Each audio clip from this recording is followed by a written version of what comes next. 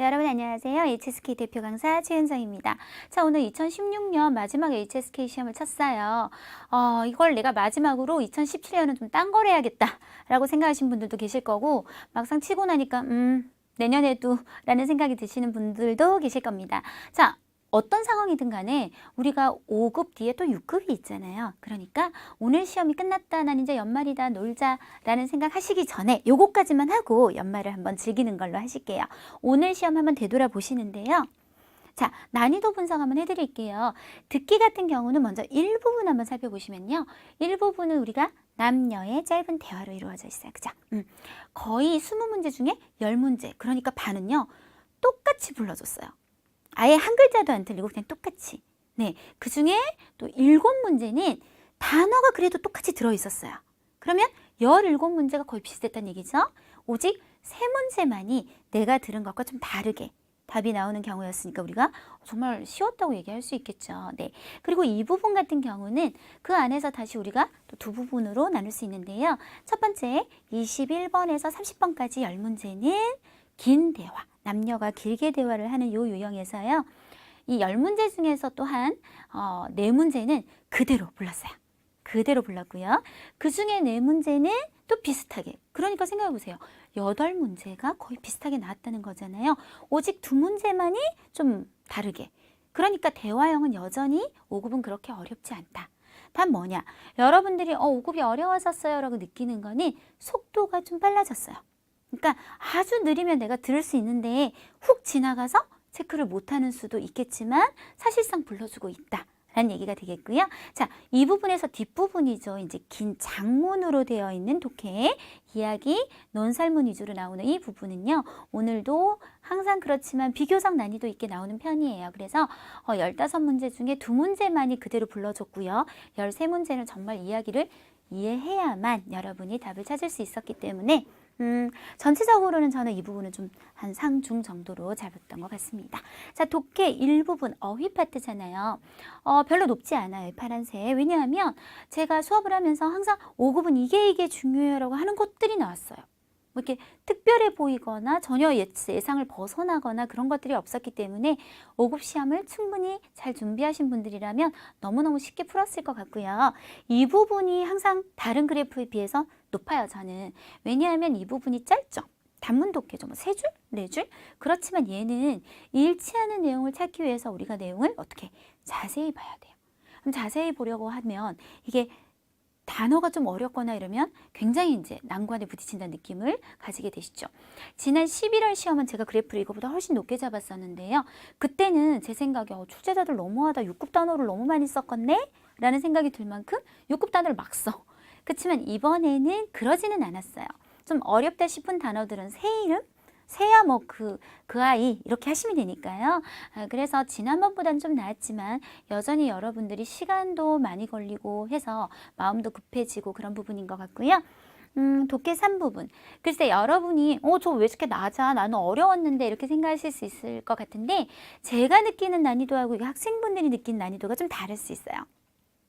저는 이게 딱 글을 보고 어렵다, 쉽다로 판단하는 게 아니라 문제가 잘 풀리나 안 풀리나로 난이도를 잡아요.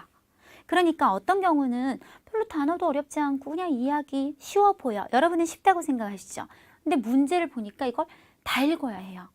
뭔가 이렇게 탁탁 맞추는 게 안 돼요. 그럼 저는 오히려 난이도를 높다고 생각하는 거죠. 그런데 글이 어려워 보여도요. 문제를 이용해서 딱 찾으니까 그 표현이 톡톡톡 나오고 답이 그냥 표 하고 나오는 이런 문제가 오늘 좀 많았기 때문에 난이도 그다지 높게 잡지 않았습니다. 자, 쓰기 부분으로 오실게요. 쓰기 일부분은 단어 나열하는 부분. 제가 개인적으로 생각할 때 어쨌든 제 수업을 듣고 5급을 준비하는 학생들이 이 쓰기 일부분에서 한 문제 틀리기가 정말 어렵다고 생각을 하고 보통 학생들도 너무 쉬워요 이렇게 얘기를 하는데 항상 나오는 기본 어법이 있어요. 오늘도 거기에 벗어나지 않고 기본적으로 쉽게 나왔는데 딱 하나가 여러분 눈에 좀 거슬리는 게 있었을 거예요. 그건 나중에 제가 어법 설명하면서 해드릴 거고 쓰기는 우리가 5개 단어 쓰기랑 그림 쓰기가 있는데요. 5개 단어 중에 항상 한두 개는 어렵죠. 근데 오늘은 전체적으로 평이하더라고요.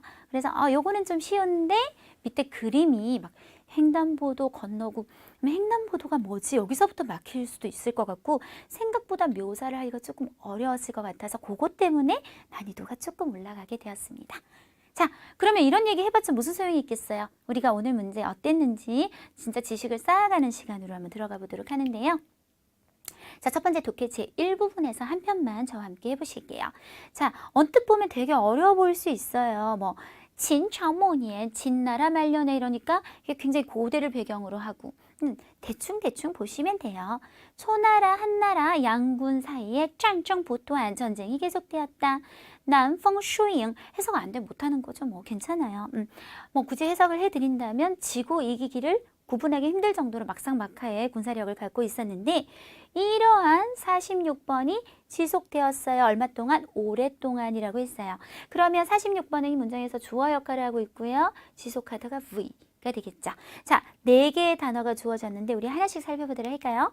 자, 네, 잠깐만요. 네, 요 단어는 제가 10월 총평특강에서 이미 한번 얘기를 했어요, 여러분. 꾸이쥐. 일성 경상으로 읽어주시고요. 보통 잘 쓰는 말이 2가지 있다고 그때 또 똑같이 말씀드렸는데 메이 꾸이쥐, 메이 꾸이쥐, 这个孩子没规矩.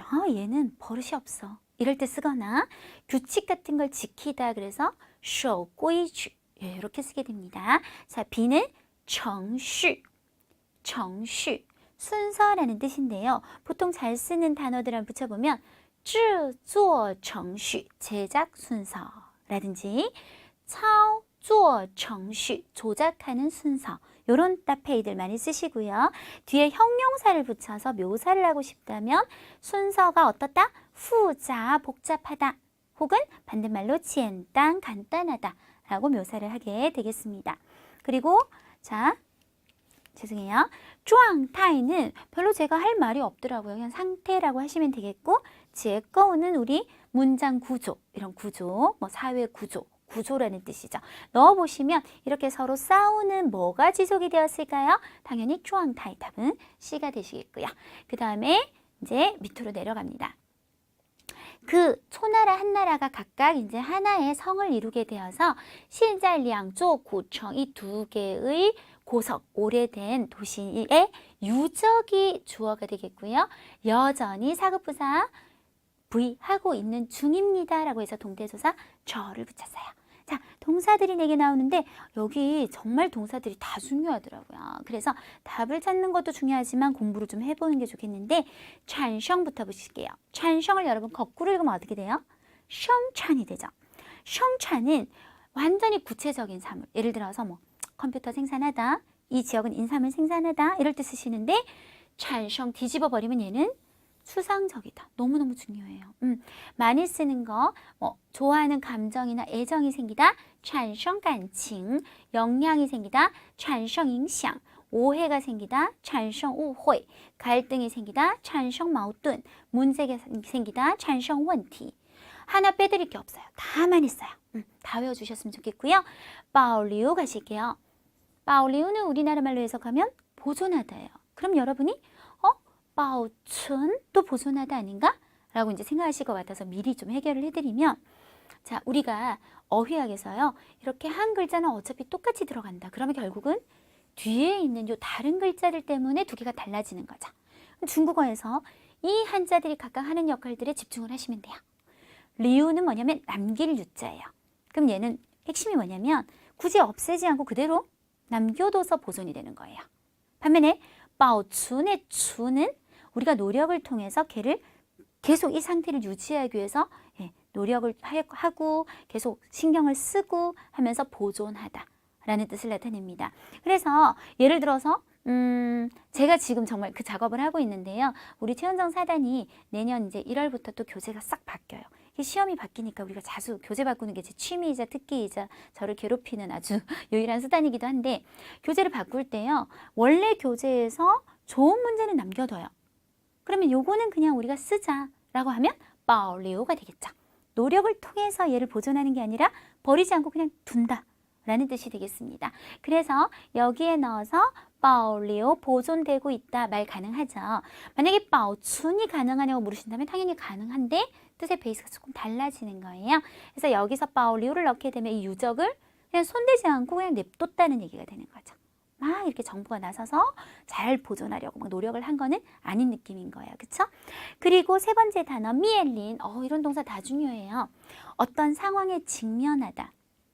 구체적인 사물, 내가 가다가 전봇대에 직면하다는 안 돼요. 추상적인 거, 미엘린 원티, 문제에 직면하거나 웨이시엔, 위험이나 웨이지, 위기나 쿤난, 어려움을 직면하고 만났을 때 요거하고는 전혀 관계없고요.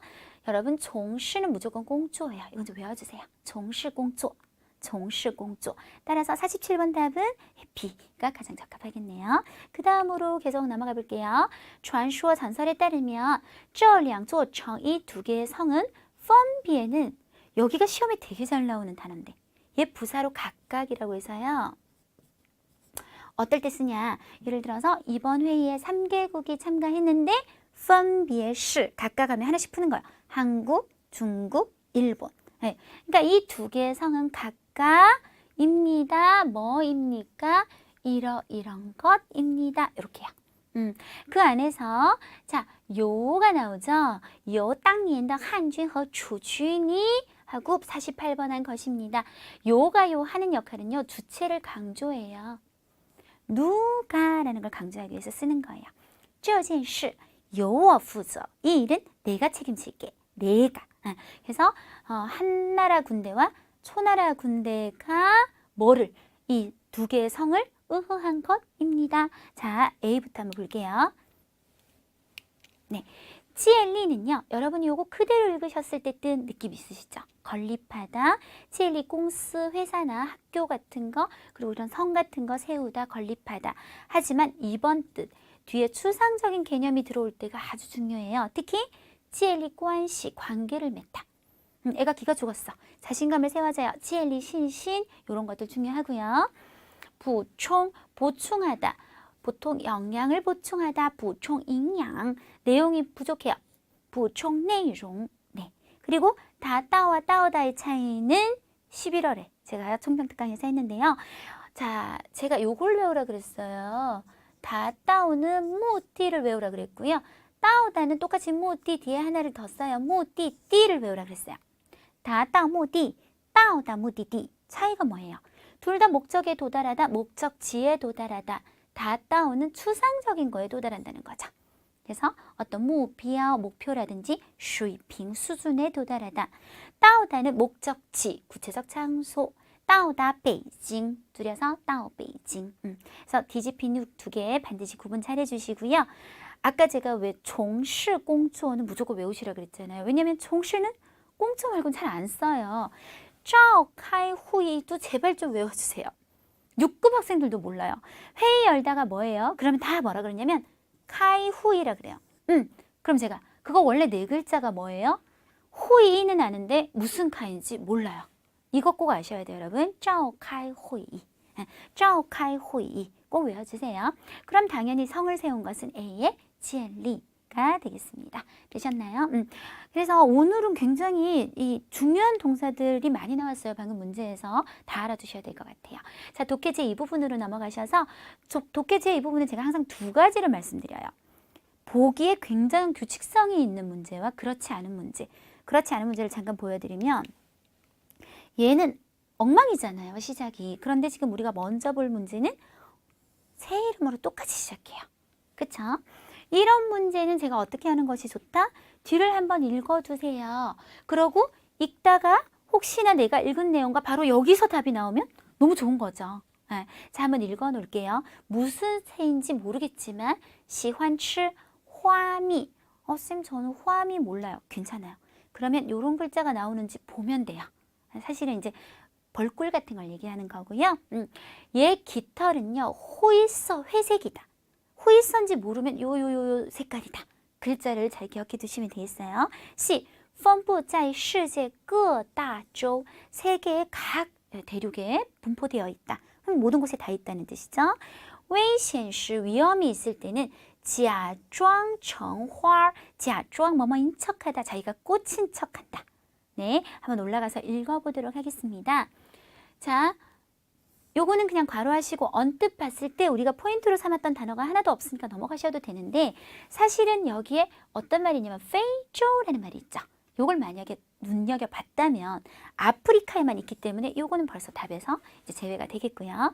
生活着 누가 살고 있나요? 이런 새가 살고 있어요. 어떤 새? 一种个头很小的 작은 새. 됐어요. 관련 없죠? 因为뭐 때문에 它停在树枝上的样子 나뭇가지에 앉아있는 모습이 마치 뭐 같아요? 像开放的花朵 피어있는 꽃송이 같아요. 너무 예쁜가 봐요. 所以因为所以구문 보이시죠? 得名花之鸟라는 이름을 얻게 되었어요.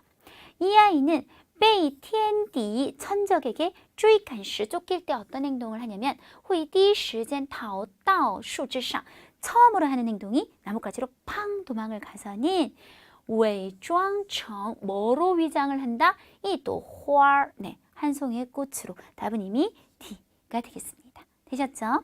뭐 다 끝났으니까 이왕 这样他的天敌 이렇게 되면 그의 천적은 지우 很难找到他了 찾기가 힘들어지는 거예요. 꽃인 줄 안다. 회색이란 말 없었고요. 꿀의 꿀자도 본 적이 없어요. 그래서 답은 D. 반면에 네, 이렇게 전혀 규칙성이 없는 문제는 보통 이걸 읽기 위해서 시간이 너무 많이 걸리고요. 또 내용을 읽고 일치하는 내용을 찾기 위해서 보통 한 번 더 읽어요. 학생들이. 시간을 2번 쓰게 되겠죠. 그래서 요거는 일단 글부터. 네, 항상 一位在睡眠研究中心工作的教授 교수님이 말씀하셨어요. 되셨죠? 네. 当什么什么时는 한 세트로 뭐뭐 할 때라는 의미입니다. 人们晚上失眠时 失眠이합동사예요. 중국 사람들이 생각할 때는 수면을 잃었다, VO 구조구나 이렇게 받아들여요. 하나의 동사가 아니라. 그래서 밤에 막 불면증이 왔어. 잠이 안 오면 可以走出卧室 침실에서 좀 나가세요. 做点既什么什么又什么什么 做 뭐를 해라? 일을 해라. 근데 어떤 일? 이거 하기도 하고 이거 하기도 한 일. 有趣 재밌기도 하고 放松身心的 몸과 마음의 긴장을 좀 풀어줄 수 있는 그런 일들을 하세요. 而像拼图游戏这种既怎么怎么样又怎么怎么样또 나왔어요. 그죠? 이러이런 활동은 입니다. 뭐입니까? 선택입니다. 자, 처음부터 해서 핀투가 뭔지 모르면 나중에 그냥 찾을 생각을 하셔야 되는 거고 퍼즐 맞추기 같은 그런 게임, 이러한 손도 움직일 수 있고 눈도 많이 사용하는 활동은 우의시, 의심할 나위 없이 뭐뭐이다. 뭐 모르면 그냥 입니다. 가장 이상적인 선택입니다. 자, 내용을 다 읽었어요. A부터. 失眠, 불면증이 왔을 때는 咨询医生, 이 단어를 모른다 하더라도 이성이 여기 나왔냐고요. 아니죠. 의사 선생님한테 가서 물어봐야 된다. 그런 말 한 적 없고요. 요시 게임을 하면 카이파 다나 뇌를 개발할 수 있다. 전혀 이 글의 주제와 관계가 없죠. 大量运动能改善失眠. 대량의 운동? 네, 그런 말도 없었고요. 睡不着时 잠이 안 올 때는 可以玩拼图游戏. 뭐를 한번 해봐도 된다. 아까처럼 퍼즐 맞추기 게임 같은 걸 해봐도 된다. 네, 정답은 D가 되시겠어요? 이렇게 해서 우리 독해 이 부분, 좀 성질이 다른 두 문제 한번 풀어봤고요. 독해 3부분은 여러분한테 제가 뭐 전체 글을 암기할 수는 없기 때문에 문제를 풀 수 있었던 그런 요령에 대해서 한번 상기시켜 드릴 텐데 71에서 74번 문제는 이 사람 이름이에요. 그냥 이 사람에 관한 내용, 이야기였어요. 이 사람이 겪은 이야기. 첫 번째 문제가 이 사람의 집은 했었단 말이에요. 그럼 여러분이 그래서 뭘 찾아야 될까요?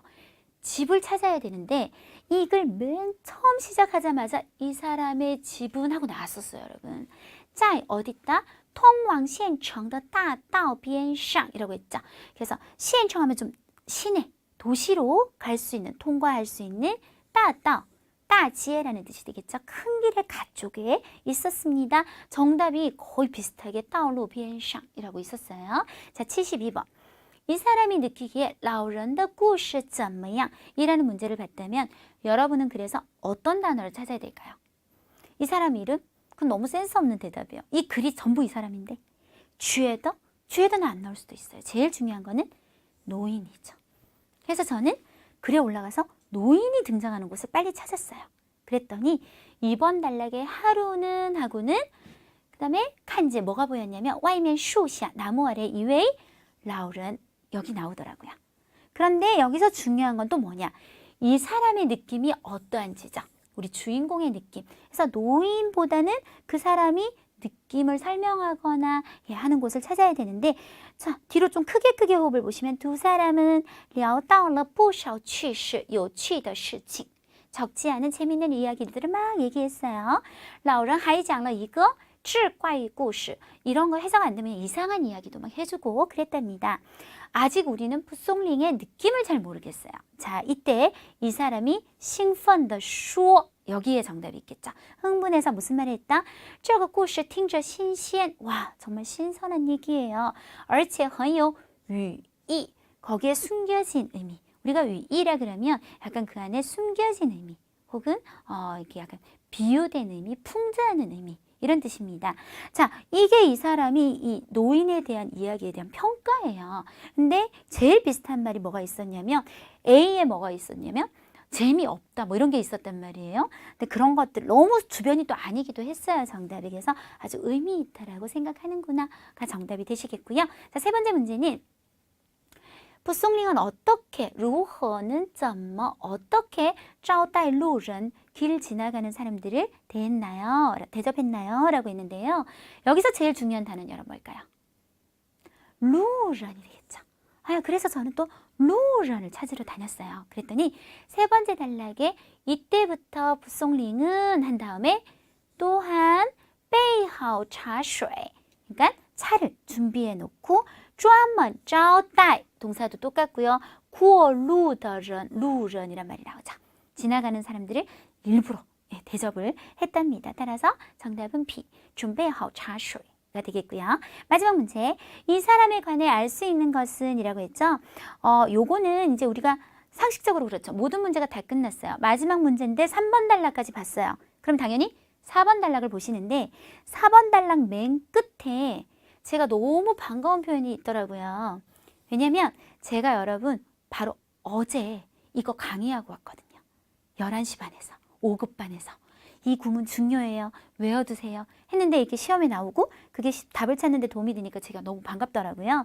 꽝지오라는 구문은 여기서 꽝은 여러분 단지라는 뜻에 가까워요. 그래서 해석이 단지 이거 하는 데만 얼만큼이나 했다. 굉장히 과장적인 어감을 나타내는데 이 구문에 숨겨져 있는 내포되어 있는 뜻이 뭐냐면 예를 들어 제가 에버랜드를 갔어요. 내가 입장권 사는 데만 10만 원을 썼어 라고 말하면 듣는 사람은 10만 원보다 넘게 썼겠구나 라는 느낌을 주는 거지 10만 원의 포인트가 있는 게 아니라는 거예요. 그래서 단지 뭐만, 收入, 在一起著作 이 네 글자로 된 책에 수록되어 있는 이야기만 해도 거의 500편이란 말은 그거보다 훨씬 많다라는 얘기가 되는 거죠.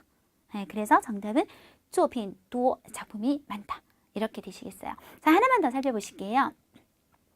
이번엔 논설문이었거든요. 이 논설문은 社团, 요즘 우리가 흔히 얘기하는 뭐라 그럴까요? 요즘 사회적으로 많이 모임 같은 거 같잖아요. 그런 것들을 활성화시키는 방법에 대해서 논설문이었는데요. 자, 논설문은 오히려 아까 같은 이야기보다 더 속도, 딱딱 찾으면 바로 답이 나오는 게 더 심해요, 여러분. 83번 보시면 社团人数增加后 거기 모임에 사람이 증가하고 나면 最有价值的成员 가장 가치 있는 구성원은 어떤 느낌을 갖게 될까요? 해서 진짜 중요한 얘기는 얘죠. 가장 가치 있는 구성원 찾으러 갔어요. 1번 단락 시작하자마자 얼마 지나지 않아 똑같은 말을 찾게 되었어요. 뒤에 심지어는 会觉得会感到 라고 나오더라고요. 어떻게 느낀다? 整个社团的平均水平降低了 라고 했어요. 전체 우리 이 모임의 단체의 수준이 떨어졌구나. 따라서 정답은 D, 거의 똑같은 말을 하고 있고요. 84번, 세 번째 단락은 주로 무엇을 얘기하냐? 친절해라. 세 번째 단락 찾아가세요 라고 위치를 지정해 줬어요. 그런데 제가 왜 2번 단락부터 살펴봤냐면 2번 단락에서 如果 만약에 想长期保持 뭐를 유지하고 싶어요? 社团的 이 모임의 活跃度 活跃度를 한국말로 하면 좀 이상하죠. 활약하는 정도? 그게 아니라 약간 활성화된 그런 정도를 꾸준히 유지하고 싶다면 어떻게 할까에 3번 단락에 뭐가 있었냐면 띠이가 있었거든요. 그러니까 요 안에 들어가는 얘기였는데요. 자, 방법을 제시합니다. 提高进入社团的门槛. 멍칸 모르시면 그 다음 넘어가셔야 돼요. 뭐 굳이 해석을 그것만 갖고 한다면 여기 모임에 들어가는 문을 높여라. 사실은 이제 문턱을 얘기해요. 문턱을 높이고 찌앙띠 뭐를 떨어뜨려요? 카이팡도 개방도를 떨어뜨리라는 건 아무한테나 이렇게 개방하지 말아라. 그런 다음 비로 예를 들어서 어떻게 뒤에 설명이 나와요. 어떤 설명? 이렇게 할 수 있는 방법들에 대해서 설명이 나옵니다. 따라서 이 단락이 주로 얘기했던 것은 찌앙띠 셔투한 카이팡도다 방파. 어떻게 개방하는 정도를 낮출지 그 방법들을 뒤에서 나열하고 있었구나. 자, 그 다음 네, 그럼 85번 계속해서 보실게요. 자, 社团中 이 모임에서 水平较高的成员讲课라고 있어요. 좀 비교적 수준이 높은 구성원이 수업을 하면 어떤 효과가 생기나요? 자, 이 사람을 빨리 찾아야겠죠. 수준이 비교적 높은 사람이 수업하다는 말을 어디서 찾았냐면 세 번째 단락. 아까 우리 앞에 D2에 이어서 D2로 들어가시면 비루라는 말 뒤에 랑 누구로 하여금 社团中水平较高的人으로 하여금 이라는 말이 나왔어요. 왜? 누구를 위해서? 其他成员 다른 사람들을 위해서 讲课 수업하게 해보세요. 자, 우린 효과를 찾아야 되죠. 효과가 어딨냐면 이렇게 하면 既可以 이렇게도 할 수 있고 또 예, 거의 이렇게도 할 수 있다. 네, 두 가지 오브는 아닙니다. 일단 첫 번째부터 既可以让讲课的成员 강의를 하는 구성원으로 하여금 体会到 뭐를 느끼게 自己在社团内的价值 자기가 이 조직에서 이 모임에서 얼마나 가치 있는지를 느끼게 하기도 하고 또 예, 可以让 누구로 하여금 其他听课的成员 또 수업을 듣는 구성원들로 하여금 学到更多的东西 많은 걸 배우고 更愿意留在社团中 더 이 모임에 나는 계속 있고 싶다라는 느낌을 느끼게 만든다. 따라서 정답은 让成员更愿留在社团이 되겠습니다. 네, 자 마지막 문제였어요. 86번 上文主要想告诉我们什么? 자, 이런 것들은 전부 우리한테 뭘 묻는 거죠? 주제 묻는 거죠. 우리한테 뭘 알려주냐? 우리는 이걸 통해 뭔 깨달음을 얻냐? 이런 것들은 전부 다 주제입니다. 사실은 위에 글을 읽어오면서요. 우리가 좀 느낀 게 있었어요. 어떻게 하면 장기간 동안 이런 호위의 뚜란 말을 아까 제가 했잖아요. 좀 활성화시키고 할 수 있을까? D2두 가지 방법을 제시했고요. 마무리 마지막 단락 보면 또 한 번 如果你是 만약에 당신이 이거 社团的负责人 어떤 모임의 책임자라면 어떻게 해보세요. 총알 따라서 有效的保持 유지할 수 있어요. 뭐를? 호위에 또 아까 말했던 거 활성화된 정도를 유지할 수 있습니다. 라는 말을 통해서 이 글은 전체적으로 역시나 如何长期保持 어떻게 장기간 유지할 것인가 호위의 뚜를 하는 것이 정답이 되겠죠. 네, 여기까지 해서 독해 3부분까지 한번 살펴봤고요. 자, 이제 우리 쓰기 제1부분이요. 제가 좀 많이 신경을 쓰는 파트인데 왜냐면 이게 문제 하나 푼다고 끝이 아니라요. 여기서 들어놓은 설명이 다음 시험까지 계속 영향을 줘요. 그래서 좀 집중해서 우리가 설명을 꼼꼼하게 하면서 넘어가 보도록 할게요. 항상 빠지지 않는 기본 어순. 중국어는 주어, 사수로 목적어다. 누구나 아는 얘기. 주어 꾸미는 말을 관형어, 목적어 꾸미는 말도 관형어. 필요 없으면 괜찮지만 필요하다면 이렇게 덜을 써주게 된다. 그쵸? 서술어를 앞에서 꾸미면 부사어. 필요하다면 이렇게 덜을 쓰게 된다. 그리고 여긴 없지만 서술어를 뒤에서 꾸미는 말은 우리가 보어라고 하죠. 보어도 그냥 보통 갖다 붙이지만요. 특히 두 개의 보어, 정도 보어와 가능 보어. 우리 왜 걔 말 잘해요. 他说得很好 할 때 더. 예. 그리고 이건 정도 보어. 뭐 두 번 안 적어도 되겠죠? 그리고 가능 보어. 听得懂, 听不懂 할 때 딱 더를 쓰는 거 빼고는 다른 보어들은 더를 일체 사용하지 않아요. 자, 그러면 오늘은 요 얘기를 조금 끄집어내서 더 할게요. 많은 학생들이 부사어와 부사로 구분을 못해요. 자, 여러분 부사는 걔 이름이에요. 부사어는 역할이거든요. 부사어에는 여러 가지 품사가 들어가요. 일단 부사가 들어갈 수도 있고요.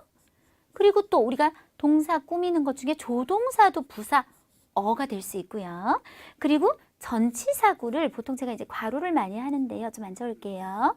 예를 들어 이런 거, 게이타, 뭐, 짜이 베이징, 종 베이징 이런 것들도 부사어에 들어가는 거예요. 이 순서를 외울 때 좋은 방법, 부사의 발음을 조금 바꿀게요. 보, 조동사는 조. 그리고 전치사는 이제 제가 여러분한테 쉬우라고 전치사라고 하지만 원래 중국말에서는 치에츠라고 해서 개사라고 해요. 개. 그래서 어떻게 외워라? 보조개. 보조개. 이렇게 외워두시고 또 하나가 지금 빠졌거든요. 부사어가 잘 되는 애 중에 형용사가 있는데 형용사는 여기에 들어갈 수도 있고 요 전치사 뒤에 들어갈 수도 있어요. 뭐 복잡하게 얘기하면 되게 복잡하지만 간단하게 얘기하면 보조개 유지하시고 형용사는 전치사 앞일 수도 있고 전치사 뒤일 수도 있다. 이렇게 알아두시면 되겠습니다. 너무 쉬운 문제부터 한번 풀어보자. 停车位라고 하면 주차할 자리. 地下车库 더를 썼다는 말은 관형어로 주어나 목적어로 꾸미겠다는 얘기. 주는 빌리다, 빌려주다 라는 뜻이 가능하고요. 추친 방향 보어죠. 이 보어는 더를 필요로 하지 않아요. 그죠? 빌려 나가버렸다 라는 뜻이 됩니다. 그러면 당연히 얘가 주어가 되면서 정답이 지하에 있는 차고에 딩처웨이는 다 나가버렸어요 라는 뜻이 되겠죠. 너무 간단하죠? 전 4급인 줄 알았어요. 자, 볼게요. 주밍 형용사죠. 더가 있는 걸 보니까 관형어가 있는 거예요. 예술가 명사죠. 타, 시가 됐기 때문에 이제 주어 동사는 찾았어요. 지엔즈는 종이 오리기. 우리 중국 사람들 보면 가위로 안 떼요. 안 떼고 쭉 이렇게 하면 실처럼 이렇게 얇게 막 용도 나오고 해서 창문에 붙여놓는 거 있죠? 네. 그러면 한번 나열을 해보면 당연히 타슈로 시작해서 맨 끝은 그녀는 뭡니까? 그녀는 종입니까? 아니죠. 그녀는 예술가죠. 어떤 예술가다? 그녀는 著名的 유명한 종이 자르기 예술가다. 종이 오리기 예술가다. 되셨죠? 자, 하나 더. 자, 이 꾸이 명사죠. 짠 차지하다 동사예요. 덜을 붙여서 누군가를 꾸미려고 하고 있어요. 관형어죠. 타이는 부사예요. 부사는 무조건 부사어가 될 수밖에 없어요. 디팡은 또 명사고요. 명사가 두 개니까 하나가 주어고 하나가 목적어가 되겠죠. 동사가 하나인 상태에서 계산을 해보시면 되잖아요. 옷장이 장소를 차지하겠어요? 장소가 옷장을 차지하겠어요? 당연히 신발더 옷장이 장소를 차지하겠죠. 이때 타이는 부사어가 되어서 동사를 꾸며주시면 되고요. 자, 하나 더. 健康问题 전체적으로 볼 때 명사라고 보이고요. 缺乏营养 네, 명사성으로 보셔도 돼요. 영양 결핍 혹은 영양이 부족하다 이렇게 볼 수도 있겠습니다. 후이는 조동사예요. 뭐가 될까요? 부사어가 되겠죠. 따일라이는 부이고요. 그렇다면 지금 주어, 동사, 목적어가 없잖아. 얘는 명사로 보는 것이 맞겠네요. 그럼 누가 누구를 데려오는지를 정리하시면 그냥 답이 영양 부족이 건강 문제를 가져오게 되겠네요. 되셨죠? 한 문제 더 할게요. 오늘은 기본 어순에서 출제가 정말 많았는데요. 자, 식물 명사죠. 헌난 형용사고요. 짜이라는 전치사 구조가 시작되고 있어요. 아까 제가 뭘 했죠? 전치사 구조 앞에 형용사를 써도 되고 뒤에 써도 돼요. 이렇게 말했어요. 자, 짜이가 누구와 짝이 될 거냐면 쫑하고 짝이 되어서 짜이 셔머 쫑 이렇게 세트가 될 거예요. 성장하다 자라다는 부이죠. 사막은 명사고 그러면 우리가 여기 사이에 명사가 하나 필요하잖아요. 어디에서? 식물에서? 아니요. 사막에서. 그러면 식물은 형용사 부사어, 전치사구 부사어. 그쵸? 그리고 성장하다. 이렇게. 끝나게 되겠습니다. 자, 여기까지가 기본 어순으로 너무나 많은 문제가 걸렸었고요. 이제 겸어문으로 넘어가실게요. 제가 겸어문에 대해서는 이 앞에서도 계속 얘기했는데 또 이번에 강의를 처음 들으시는 분들도 있을 거니까 다시 한번 얘기를 합니다. 겸어문 같은 경우는 연동문하고 구분을 잘해야 된다고 그랬어요. 연동문은 주어가 있고 V1, V2가 만약에 있다. 그러면 얘 주어도 결국 요거가 얘 주어도 요거가 이렇게 전부 다 얘가 이것도 하고 이것도 하고 계속 V3가 나온다 하더라도 한 사람이 쭉 가요. 근데 겸어문은 보시면 他让我去中国学汉语 동사가 3개예요. 서술어가 3개인데 자, 누가 시켰냐면 그가 시켰죠. 하지만 누가 가냐면 내가 가요. 주어가 바뀌게 되는데 이렇게 주어가 바뀌게 되면서 어떤 현상이 생기게 되냐. 자, 제가 지금 물결치 문장만 한 문장이라고 생각해 보세요.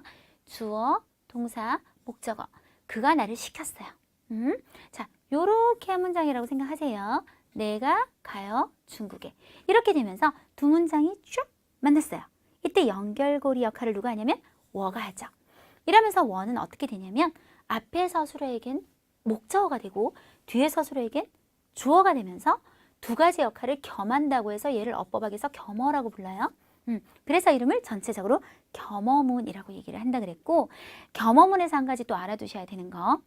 자, 요까지 없다고 생각하고 D만 보실게요. 我去中国学汉语. 만약에 이 문장만 있다고 생각하시면 중국에 가는 것도 나죠. 중국어 배우는 것도 나죠. 요것만 딱 봤을 때는 얘는 무슨 문이죠, 여러분? 이건 연동문이에요. 그래서 우리 내 속에 너 있어 이렇게 얘기하잖아요. 겸어문 속에 뭐 있다? 연동문이 있다. 즉 주어가 계속 바뀌는 게 아니라는 거죠. 여기서 한번 딱 체인지 되고 나면 그 뒷부분은 연동문으로 간다 라는 얘기입니다. 자, 어쨌든 한번 93번 보실게요. 룬따, 누구누구 차례가 되다 라는 동사 목적어가 보이고요. 주어, 빠오까. 그러면 이 문장은 동사가 두 개구나. 그쵸? 자, 다음 주라는 시간 개념 그리고 부사 지우가 있습니다. 자, 그러면은 어떻게 연결을 하시면 되냐면 일단 얘네부터 다음 주에 바로 뭐 할 거다. 룬따오만 보시면 내 차례죠. 그런데 我做报告 하면 내가 보고를 할 거죠. 발표를 할 거죠. 즉, 我는 룬따오에게 목적어지만 주어에겐 주어 역할을 하면서 겸어. 그래서 겸어문이 되는 거예요. 그리고 그걸 떠나서 룬따오 사람 동사 러. 요 구문 하나 외워놓으시면 좋은데 누가 뭐뭐 할 차례예요. 룬따오 니 슈얼러. 네가 말할 차례야. 이런 식으로 굉장히 많이 쓰는 구문이거든요. 자, 하나 더 볼게요. 왕종 사람이 보이고요. 칭. 칭이 V1이 되어서 항상 누구에게 뭐뭐 하라고 부탁하는 거죠. 자, 또 장성 명사가 보이고요. 또 동사가 보여요. 용. 환영, 환영하다 또 동사가 보여요. 자, 그럼 순서를 먼저 잡고 얘기를 할게요. 누가? 왕종이 칭 따지야 했어요. 모두들을 초대했죠. 반면에 따지야가 자, 요 부분만 보시면 V1 뭐를 사용해서 뜨거운 박수 소리로 뭐 하는 거죠? 환영을 하는 거죠. 그래서 따지야만 보셨을 때는 칭에겐 목적어가 뜨거운 박수를 사용해서 환영하는 거에겐 주어가 되면서 겸어가 되고요. 아까 제가 뭐랬어요? 겸어문 속에 연동문이 있다. 요 부분만 봤을 때는 모두들이 사용하고 모두들이 환영하는 거니까 요건 연동문이고 이렇게 해서 한 문장이 됩니다. 아마 오늘 문제 중에 가장 길었다 이렇게 볼 수 있을 것 같고요. 자, 특수 겸어문 얘기를 이제 할 거예요. 특수 겸어문이라고 하는 것은 동사 1이 요나 메요인 겸어문이라고 되어 있는데요. 제가 그냥 여기 설명을 조금 한번 할게요. 자, 여러분이 요나 메요 동사를 만났어요. 지금 제가 하는 얘기에서 제일 중요한 건 동사가 얘들일 때만 해당되는 얘기예요. 뒤에 목적어가 있겠죠. 뭐가 있네, 뭐가 없네 이렇게 얘기하잖아요, 우리가. 수량사라든지 이거 같은 거 혹은 형용사는 당연히 앞에서 꾸미시는데요. 자, 다시 처음부터. 동사가 요나 메요일 때만 하는 얘기예요. 동사가 요나 메요일 때 그 목적어를 꾸미는 말에 동사가 섞여 있으면 뒤에서 앞으로 꾸며주세요. 뒤에서 앞으로 꾸며주세요. 자, 예를 들어 我有一个朋友. 자, 요죠. 펑이요란 목적어가 이거는 당연히 앞에서 수식하는 게 맞아요. 근데 어떤 친구가 있냐면 샤왕 아는 친구가 있다 그랬어요. 알다, 认识 동사적 뒤에서 앞으로. 그래서 결국은 해석을 할 때는 이렇게 되는 거예요. 양쪽에서 꾸며 들어오는 거죠. 나는 한 명의 샤왕 잘 아는 친구가 있어. 이렇게 해석을 하셔야 되는데 모든 이런 그림을 없다고 생각하시고 딱 봤을 때 펑이오는 말이죠. 요에겐 목적어지만 이 친구가 시아왕을 아는 거니까 알다에겐 주어, 그래서 겸어. 그래서 겸어문이긴 한데 굉장히 독특하단 말이죠. 뒤에 동사가 뭐 3개 이렇게 들어와도 다 똑같아요. 결국은 뒤에서 앞에 목적어를 꾸미는 역할로 요렇게. 여러분 평소에 하는 말 중에 전화를 했는데 매일 런치에 이런 말 하시죠. 이런 거 다 이런 특수 겸어문이에요. 메일런만 봤을 때는 사람이 없다. 사람은 메일에게 목적어죠. 이 사람이 전화를 받아야 되죠. 그러니까 겸어문인데 해석할 때는 얘를 무조건 밀어요. 받는 사람이 없어요. 我打了好几次电话. 내가 몇 번이나 전화를 했는데 没人接,没有人接 이렇게 얘기하잖아요. 근데 그런 거 얘기하는 거예요. 자, 오늘 그게 하나 좀 껄끄럽다고 제가 얘기를 한 건데 有没有 이거 묻느라고 이제 이렇게 한 것 같아요. 얘가 V1이에요. 그럼 누가 있냐 없냐? 사람. 얘가 목적어예요. 근데 어떤 사람? 띄워놓고 갈게요. 捡到一个戒指. 자, 구성으로 볼 때는 V1, V2죠. 이 사람은 요메요에게 목적어지만 이 사람이 반지를 하나 주울 거니까 줍다에겐 주어예요. 그쵸? 그래서 겸어문인데 해석을 무조건 넘기세요. 뭐가 없냐? 반지 하나 준 사람 없나요? 네, 이렇게 해주시는 겸어문. 그래서 우리가 이렇게 어법적으로 얘기해서 그렇지 아까 이런 표현들 보면 사실은 일상생활에서도 굉장히 많이 쓰는 구문 중에 하나입니다. 자, 이렇게 해서 우리가 이제 어법 부분 한번 쫙 정말 신경 써서 봤고요. 자, 쓰기는 쓰기 제 이 부분 단어 장문 쪽은 그냥 단어만 한번 봐드릴게요. 아까 제가 얘기했죠. 별로 어려운 단어는 없었어요. 记者, 기자, 뭐当记者 말고는 특별히 떠오르는 어떤 고정격식이 없었고요. 客观, 객관적이다. 반대말 같이 외우시죠? 주관, 주관적이다. 责任, 얘는 따페이들 꼭 좀 같이 가셔야 될 것 같아요. 承担责任, 책임을 맡다. 负责任, 책임을 지다. 차이가 뭐냐? 承担은 좀 더 주체적이고 적극적이에요. 내가 그거 맡을게요. 负责任은 뭐 어쩔 수 없이 그 책임을 내가 떠맡는 듯한 그런 느낌. 네. 그 다음에 反应, 반영하다. 제일 많이 쓰는 게 현상, 사회 현상, 어떤 현상. 促进, 촉진시키다는 발전에 제일 많이 써요.经济发展, 경제 발전, 技术发展, 기술 발전, 그리고 促进消化, 소화, 소화를 촉진하다. 그리고 추진을 요 구문에 참 잘 쓰니까 하나 외우시겠어요?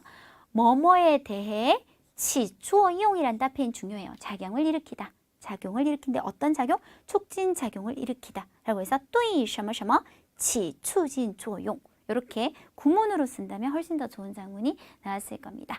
네, 이렇게 해서 이번 시험에 대해서 우리 잘 살펴봤는데요. 자, 시험 우리 최은정 사단의 윤효정 선생님 그리고 저 위에멍지ao老师까지 3명이 함께 준비해서 여러분에게 제공하는 특강이고요. 저희 내년 1월부터 아주 야심차게 시작하는 프로젝트가 있어요. 제가 이 HSK 강사를 하면서 굉장히 내가 이러려고 HSK 강사를 했나 라는 느낌이 들 때가 언제냐면 학생들이 6급 고득점을 땄는데 중국어를 못해요. 그럴 때 이게 아닌데 라는 생각을 정말 많이 했었거든요. 그래서 우리가 인풋은 잘해요. 들어오는 것들. 독해 잘하시죠?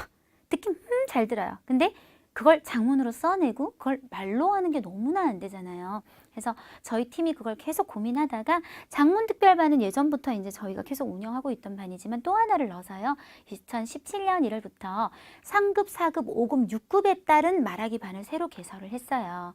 예, 그래서 이게 3급 어휘를 이용해서 말하기, 5급 어휘를 이용해서 말하기 이렇게 딱 그 급수에 맞게 이제 준비가 되어 있고 동시에 TSC 준비도 할 수 있도록 했는데요.